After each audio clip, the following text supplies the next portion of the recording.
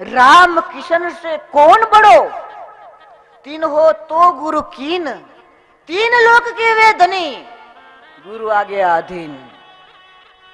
આ સૃષ્ટિમાં રામ અને કૃષ્ણથી કોણ મોટું હોઈ શકે? એમને પણ ગુરુની જરૂર પડી.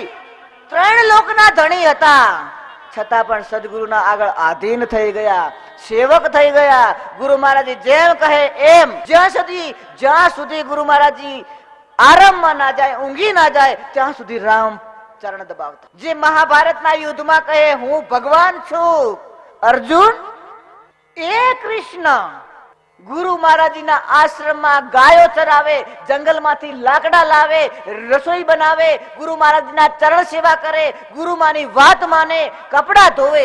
એ કૃષ્ણ કે જેને ચોખ્ખું કહી દીધું કે હું ભગવાન છું, આ બધું મારામાં જ છે. ગુરુ બિન ભવનિધિ તરે ના કોઈ, જો વીરંચી શંકર સમ હોય.